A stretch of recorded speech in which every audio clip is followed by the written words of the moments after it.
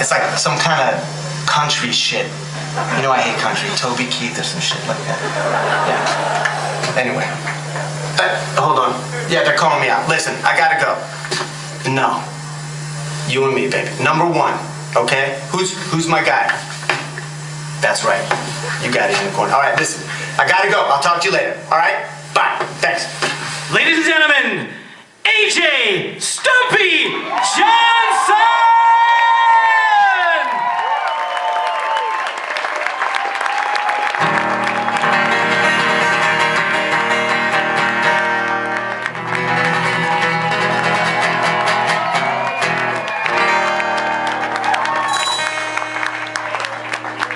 All right, so that's my seat. Oh shit! Where's my fucking chair? You're sitting wherever you want. We gave you 5 chairs. You can pick any one of them.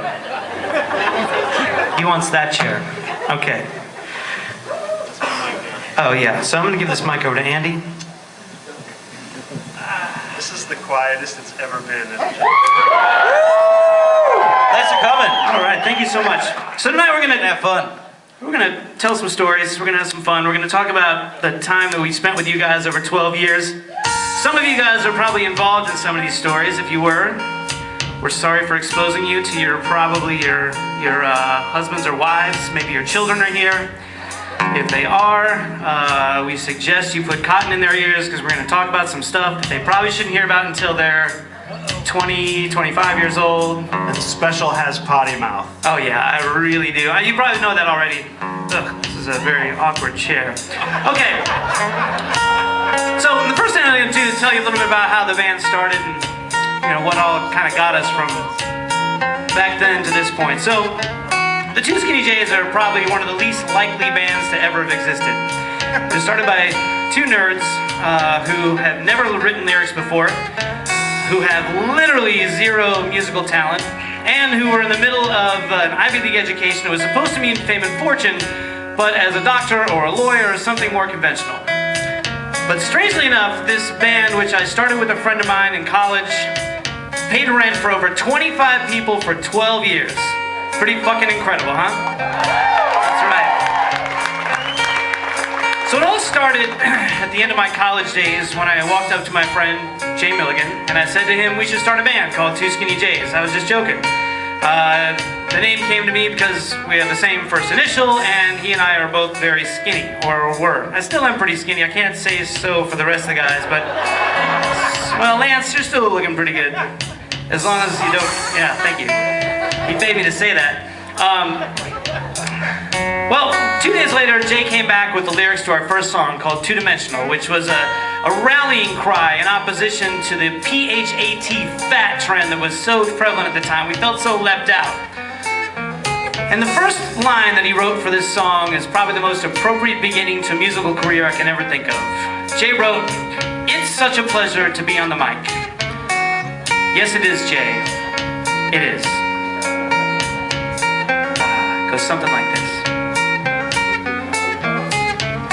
It's such a pleasure to be on the mic with the bass drum kicking and laying down the true hype lyrics. Old schoolers, new schoolers, hip hop is J school. We are too cool to typecast like that. Give me a sample and a hi-hat, the rhythm is pumping, the bass jumping, the whole house is jumping cause we got something to say. The Skinnee J's are here to stay. Think next fear a skinny planet. Why? We're skinny, they just can't understand it. But in this world of big boy frats, it takes a nation of one to hold us back. The summer starts shit, we scream and yell, but when the punches fly, we run like hell. We're skinny, like emus. Two Skinnee J's, two skinny crew are too hot, too fly, too wide, too shy, too thin, too dope, too thin. Can't make up our art, conventional and two-dimensional. We're too hot, too fly, too wide, too shy, too thin, too dope, too slim. Can't make up our art, conventional and two-dimensional. So I hop in the straw when I need to hide. My bed is only 1 inch wide. I wear size 14 waist blue jeans. There ain't nothing I can sit between. They call me slim, and you know why? Cause I am one goddamn skinny guy. Tidy whities fit me best. Boxer shorts hike up to my chest and give me fat SMBS.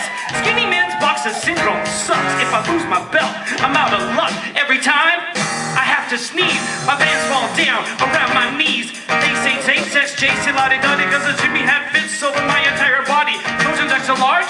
Are they a joke? I You wear one as a motherfucking raincoat. Don't even think we want to be fat. We know skinny's where it's at. We're two-dimensional. We're too hot, too fly, too white, too shot, too thin, too dope, too slim. Guinea go, we're unconventional. We're two-dimensional. We're too hot, too fly, too white, too shy. We're unconventional and two-dimensional. Alright, now how many people actually saw us perform that song? Anybody? Wow, alright. No, not me. Circa 91. Yeah. A long time ago. We probably only left New York with that song probably like 5 or 6 times. Well, pretty much for the next 3 years, me and Jay Slim, we had a very friendly game of one-upsmanship where we try to out-smarty pants each other, out-obscure each other, out-reference each other, and out-rhyme each other. Pretty much we wrote about being skinny and about being nerds. That was pretty much all we could talk about. But we were by no means a one-trick pony. For example, this next song was about hippies. Now, I don't know why we hated hippies so much, but we really did. It's probably because we went to a really rich kid school. We were kind of poor. And all these rich kids were dressing in these rags, and we couldn't understand if they could afford good clothes, why they had to, they would take our shit from us. I'm like, that's what we had to wear. Well, in any event, we hated hippies so much, we wrote a song about it. And it goes something like this. Look at, he has X's for eyes, which I totally agree with. This may be the worst chorus we ever wrote. Absolutely. It's hard to write choruses. It's easy to write verses. Trust me. I know, because I wrote this chorus. Anybody heard this song? All right, yeah? Well, hippie come lately is my explanation about the age of Aquarius. It's found a new generation. The hippies you say were inspiring but fleet. The hippie gave it up in the 70s, 70s, 80s. That's the most famous of the focus was taught of political correctness. The trouble with you, you live in a bubble, get a job, run a book, run for office.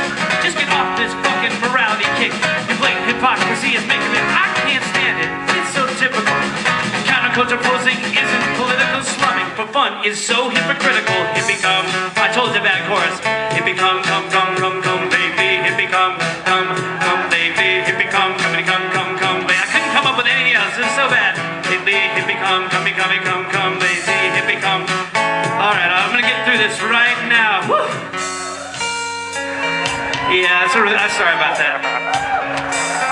You know, listen, it's not always A+ material. It doesn't always work that way. I wish it did.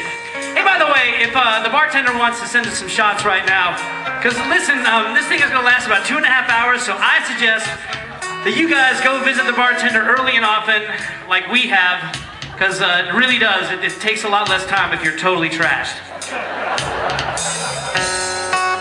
So, yeah. Oh, shit. I don't even know this, but Andy actually is playing a drum machine. This is the actual drum machine that we played at our first, like, how many, 10 gigs, 5 gigs? Yeah, probably 10 shows. 10 shows, right?